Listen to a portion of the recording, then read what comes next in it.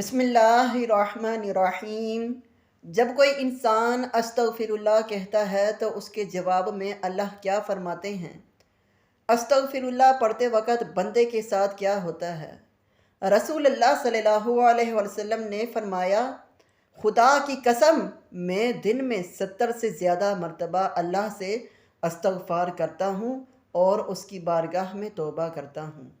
آپ صلی اللہ علیہ وسلم نے فرمایا، گناہوں پہ شرمندہ ہونا توبہ ہے، اور جب کوئی انسان اللہ کی بارگاہ میں توبہ کرتا ہے تو اللہ تعالیٰ 7ویں آسمان سے پہلے آسمان پر آ کر ایک خاص نگاہ ڈالتا ہے، ایک توجہ فرماتا ہے اور بندے سے کہتا ہے، میرے بندے آؤ، میں کب سے تیرے انتظار میں تھا، لوٹ آؤ، اپنے رب کی مرضی کی طرف لوٹ آؤ، اپنے رب کی مغفرت کی طرف۔ ایک جگہ اللہ تعالیٰ فرماتا ہے، اے لوگو، ایسی جنت کی طرف دوڑو جس کی چوڑائی اور لمبائی زمین و آسمان کے برابر ہے، اور اپنے رب کی مغفرت کی طرف دوڑو۔ تو اس لیے جب کوئی بندہ اللہ تعالیٰ کے سامنے توبہ کرتا ہے یا استغفر اللہ پڑھتا ہے تو اللہ تعالیٰ 70 مرتبہ جواب میں اس کو لبیک کہتا ہے۔ ایک شخص تھا، 70 سال تک وہ یا صنم یا صنم یا صنم کہتا رہا، اپنے معبودوں کو پکارتا رہا۔ تو ایک مرتبہ اس کی زبان پھسلی اور اس کی زبان سے یا صنم کی جگہ یا صمد نکل گیا۔ یا صمد اللہ کا نام ہے جس کا معنی بے نیاز۔ تو اللہ تعالیٰ نے 70 مرتبہ اس کے جواب میں لبیک کہا۔ ایک روایت میں آتا ہے کہ 70,000 دفعہ اللہ تعالیٰ نے لبیک کہا، یعنی اے میرے بندے، تیرا رب حاضر ہے، کیا چاہتا ہے؟ تو فرشتوں نے کہا کہ مولا، یہ بندہ تجھے نہیں پکار رہا، یہ تو یا صنم کر رہا تھا، دھوکے سے اس کی زبان سے تیرا نام نکلا، بلکہ یہ تو تجھے جانتا ہی نہیں ہے، یہ تو ساری زندگی یا صنم کرتا رہا۔ تو اللہ تعالیٰ نے فرمایا کہ اے فرشتوں، خاموش ہو جاؤ، اور فرمایا کہ مجھے معلوم ہے کہ یہ مجھے نہیں پکار رہا، لیکن دھوکے سے ہی صحیح، لیکن اس نے اپنے معبود حقیقی کو پکارا تو ہے۔ اگر میں نے بھی اس کے سوال پر اس کو جواب نہ دیا تو پھر مجھ میں اور ان میں کیا فرق رہے گا جس کو یہ 70 سال تک پکارتا رہا ہے۔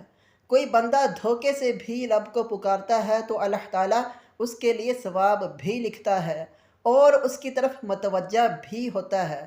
تو اگر ایسے ہی کسی انسان کی زبان پر استغفر اللہ جیسے الفاظ رہتے ہیں تو یہ بے فائدہ نہیں ہیں، بلکہ بہت اچھی چیز ہے۔ اور اگر انسان نے اس نیت سے استغفر اللہ پڑھا کہ اس نے جو گناہ کیے ہیں ان کی معافی مل جائے تو اس کے تمام گناہوں کو اللہ پاک معاف فرما دے گا۔ جو استغفار کو لازم کر لے، اللہ تعالیٰ اس کی تمام مشکلوں میں آسانی، ہر غم سے آزادی، اور اسے وہاں سے روزی دے گا جہاں سے اس کا گمان بھی نہ ہوگا۔ استغفار سے دلوں کا زنگ دور ہوتا ہے۔ جب بندہ اپنے گناہوں سے توبہ کرتا ہے تو اللہ کریم لکھنے والے فرشتوں کو اس کے گناہ بھلا دیتا ہے، اسی طرح اس کے اعضاء یعنی ہاتھ پاؤں کو بھی بھلا دیتا ہے، اور زمین سے اس کے نشانات بھی مٹا دیتا ہے، یہاں تک کہ قیامت کے دن جب وہ اللہ پاک سے ملے گا تو اللہ پاک کی طرف سے اس کے گناہ پر کوئی گواہ نہ ہوگا۔ حضرت سیدنا حسن بصری رحمۃ اللہ علیہ کے پاس ایک شخص آیا، اس نے خشک سالی کی شکایت کی۔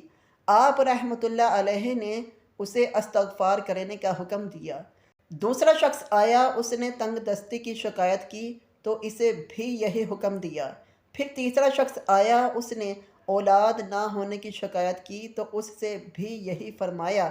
پھر چوتھا شخص آیا، اس نے اپنی زمین کی پیداوار کم ہونے کی شکایت کی تو اس سے بھی یہی فرمایا۔ حضرت ربیع بن صبیح رحمۃ اللہ علیہ وہاں حاضر تھے۔ انہوں نے عرض کی، آپ کے پاس چند لوگ آئے اور انہوں نے مختلف حاجتیں پیش کیں، آپ نے سب کو ایک ہی جواب دیا کہ استغفار کرو۔ تو آپ رحمۃ اللہ علیہ نے ان کے سامنے یہ آیات پڑھیں جن میں استغفار کو بارش، مال، اولاد اور باغات کے عطا ہونے کا سبب فرمایا گیا ہے۔ ترجمہ کنز ایمان۔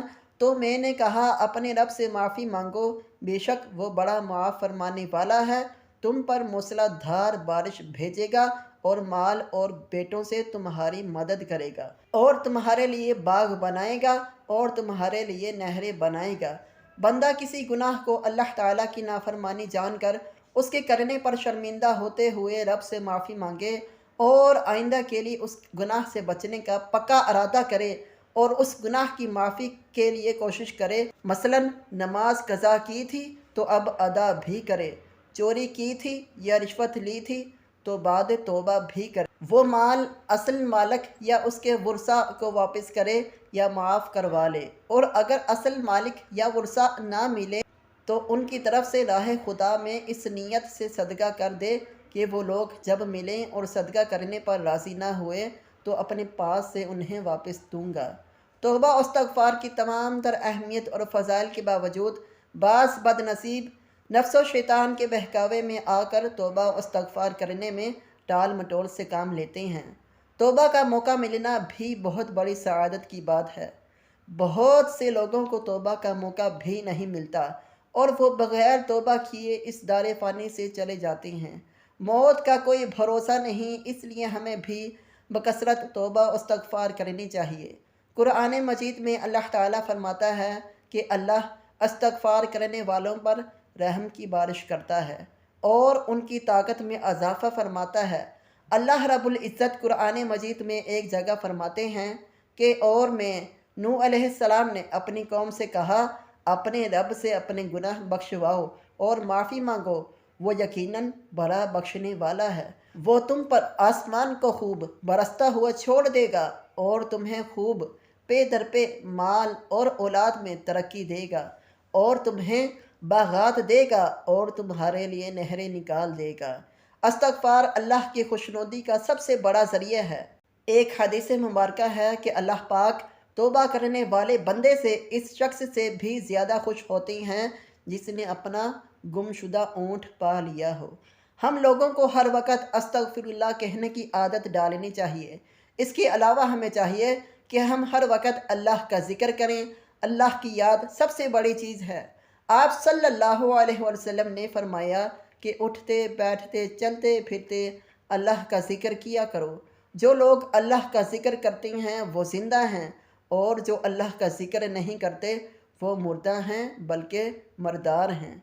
ہماری زبان ہر وقت اللہ کی یاد سے تر رہنی چاہیے، اور جب بندہ اللہ کا ذکر کرتا ہے تو شیطان چونکہ انسان کے دل پر اپنے پنجوں کو ہر وقت بٹھائے رکھتا ہے، جب بندہ اللہ کا ذکر کرتا ہے تو پھر وہ اپنے پنجوں کو ہٹا لیتا ہے، اور جب وہ بندہ ذکر کرنا بند کر دیتا ہے تو وہ پھر اپنے پنجوں کو بندے کے دل پہ رکھ لیتا ہے۔